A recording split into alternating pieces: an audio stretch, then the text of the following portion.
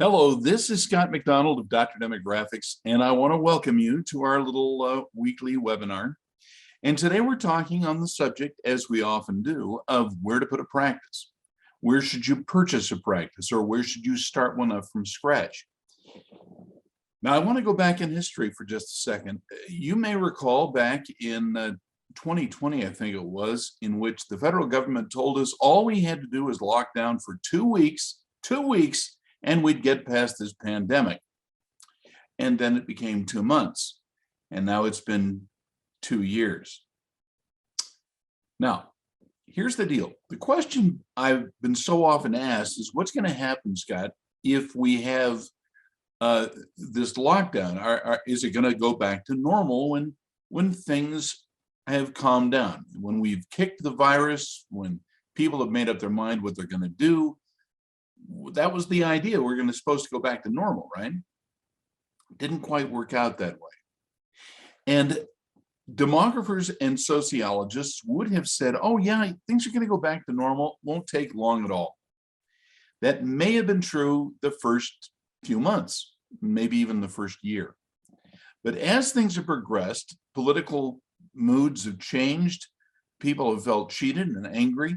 And frankly, there are a lot of people who are upset. Well, knowing that's true, what are we going to do about it? So I want to present to you a little bit of a program that I refer to as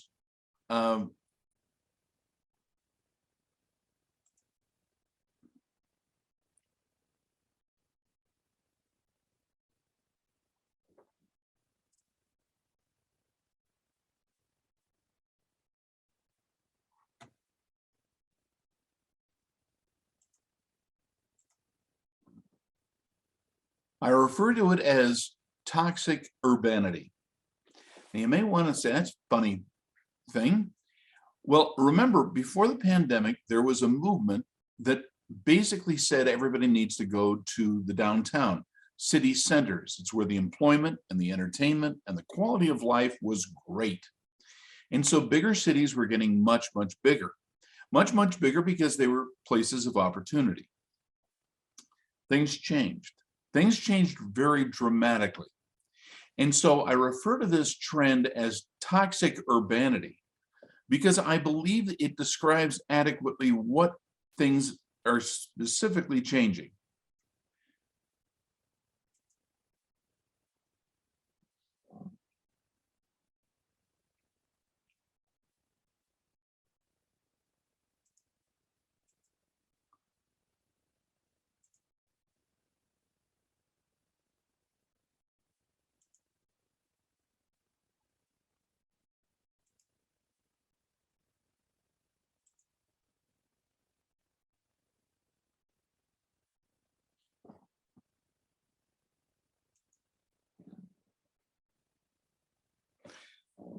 Now, let me share my screen with you. Toxic urbanity is the name that I have given this trend because it basically shows that nobody wants to live in the downtown areas anymore. That's what's changed. In fact, when there was a time in which everybody was finding employment and housing and the quality of life was pretty darn good in these city centers, urban centers became a very trendy place to go. But all that changed. When choosing the best place to practice, general practices might be wise to consider a new trend that we're describing as rural central locations. Now, this is a new trend emerging that you should know about. So those people who are in the downtown often ask, are things going to go back? Is everybody going to come back to work, to their apartments and the high-rise apartments? You know, what we call the good old days. And the answer that demographers and sociologists are saying is no, it's not going to be coming back. People have been away from these patterns for far too long, and they've got used to a couple of things, not the least of which is being able to work out of their home, not having to have a hellish commute, with having lower crime, and most importantly, the lower costs of living, particularly housing. So with that in mind, let's talk about what this best place to practice thing is. What is rural central locations all about? Now, here's the thing. In a post-pandemic world, a new type of location is emerging, and it isn't like what has existed before. It's something different, especially for healthcare practices. Now, rather than being at the hub or center of a large population, and remember, people thought that was the best because you had a lot of patients who were potentially there, it's characterized by conveniently located places that are near transportation arteries that can be accessed due to high speed. Now, it takes less time to travel to the site because of crossroads. Now,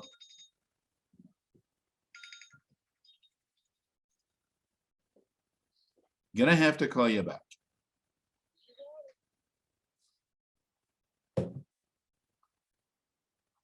Now, rather than being at the hub or center of a large population center, it's characterized by being conveniently located near transportation arteries that can be accessed due to high speed. And I mean by that, it doesn't take much time to travel from point A to point B. That's because of high-speed rail, but more importantly, it's single cars that are in a dedicated highway or freeway. This makes it less difficult to get from point A to point B. In the downtown areas, traditionally, they're not served by freeways. They're served by high-speed surface streets or dedicated roadways that are one-ways. That's kind of going the way of the dodo bird. Now, it takes less time to travel to the site where your office is because of crossroads. Now, this is what we're saying. Highways that have a confluence point, well, in other words, they're shifting together, interchanges, make them far more desirable. It takes less time to travel further. And that's part of what the rural central location thing is all about. Now, in a post-pandemic world, a new type of location is emerging for healthcare practices.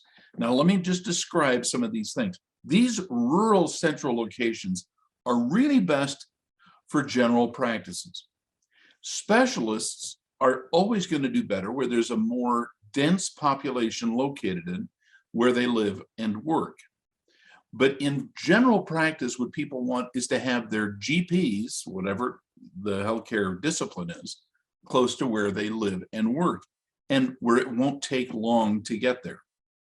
Now, they're not afraid to refer to other practices, and this is a trend which I think people are surprised by. It's where practices are not as competitive with each other. They think of their colleagues as true colleagues. They can help each other. They do not offer extended hours, and this is a general truism with these rural central locations. They aren't open till 7 or 8 at night. Because the commutes are shorter, they want to have early morning appointments, even lunchtime appointments, and right after work appointments. So they're breaking the day up a little bit. A single provider is not uncommon, and this is what's weird because everybody had considered the only thing you can do is to have a lot of providers in a given location. But this trend is actually a little different. Age of the provider is not as important as their friendliness or their competence to deal with people. In short, one of the things the pandemic did is it made a lot of people very upset with the idea that everything's automated. They want to deal with people again and look a staff person right in the eye and ask them questions. Now, they don't mind a nurse practitioner, and they don't really mind some kind of a skilled clinician in most cases. It doesn't have to be the doctor that sees them. The important word here is isochrone. You might want to look it up. That is a time distance measurement. Now, real estate prices and leases cost much less in these rural central areas because they're outside of large populated hubs. If you're in a downtown area, the cost of per footage of your office is really going to go up. And it's difficult to make a dime in a location that costs you a lot of money for the real estate. Now, these prices for the real estate to purchase and as well as the lease is becoming a bigger and bigger burden. Now, these locations do not depend on large residential developments. Rather, they're looking for a significant commuter traffic that flows by the site where it's easy to get on and to get off that transportation hub. That's what people want. So if your location is near an off-ramp or is near an interchange, that's all for the good. This plays into the telecommuting technologies. Now, let me explain real quick. We're looking for major traffic. We're not looking for people who are living and working right near the site. And one of the things about people who are doing telecommuting, these people who've been on the internet for a long time from a lot of other things, they don't seem to mind the telemedicine nearly as much. They don't mind asking questions, especially if they don't have to pay much money. And they don't even mind getting prescriptions on their own. And that would not come from the doctor's office. Now, let me explain something about what we're seeing about the market pressures on this trend.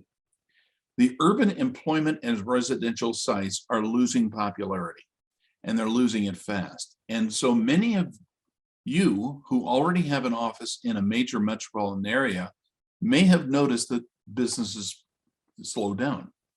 People are unwilling to come in to the downtown at a much greater rate than they ever did. So they're upset. How has this manifested itself? Well, in Los Angeles area, they've lost 176,000 residents. In San Francisco Bay Area, 116,000. Chicago has lost 91,000. Now, let me just finish this line. In San Jose, Boston, and Miami, as well as several other places that have a true downtown, people are saying, I'm not going there anymore. And because it's so expensive, a lot of doctors are figuring out how they can get out of their lease. No one wants to live in a crowded city anymore. I think psychologically, people have kind of said, hey, I got to get out of here. Now, is the population going to come back? And I'm just going to tell you, everybody has said the changes in lifestyle, where people live and where they work, has changed so much that everybody has already come up with alternatives. They don't want to go back to what they had. People have lost interest in dense family living. There was a time in which high rise is kind of romantic and interesting and whatever. Not so much anymore. The ideal for people to live in and to work in is low density, and hence they get the term rural. Now, rural would suggest farms and cows and things like that. That's not necessarily what they're talking about. What they're saying is people want to live in a place they don't have to fight the traffic, where they don't want to fight their neighbors, and where they want to have people who are like them live nearby. Now, Denver, Charlotte, Nashville, Dallas, they're big cities and they all have a downtown, but they feel more like small towns because the population density in these places is so much lower. That seems to be a pattern that we're seeing in most of these major big cities.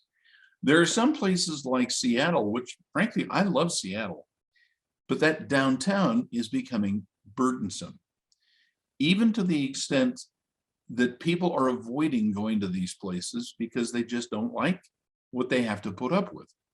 There's a certain amount of fear of crime and fear of people who are going to be jerks, and I don't like that. Proximity to transportation seems to be the key.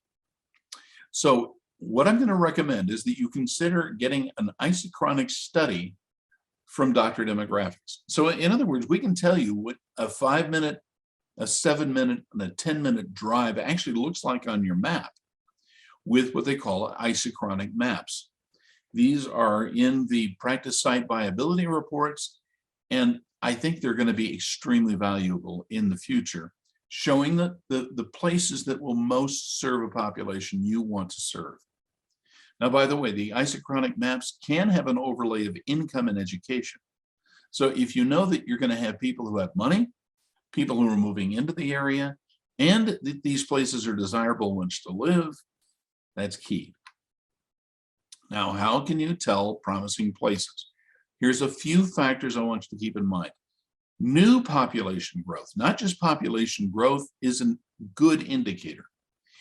And I mean by this, not just people moving into the area, but new housing. There are some places that have made it so expensive to build new housing that they price themselves out of the market. So look for new housing growth as well as new population. Affordable housing with reasonable taxes and low crime are the three, well, the holy trinity of demographics right now. It isn't just the fact that you can get a home, it's that you can get a home that you can afford. And it's true that people don't want to have their taxes dragged out of them, and they certainly don't want danger. Improved infrastructure and easy commutes are king. So look, there are some places in which they put brand new roads or resurfaced or reimagined transportation. And this is what people seem to want. And finding an easy commute to a location will make sure your practice is relevant to the people who live and work there. Now, you also need to know about API scores, and you probably have never heard of it. So let me give this to you. An API is a single number on a scale of 200 to 1,000 that includes how well students in a school or a school district are performing based on previous spring's tests.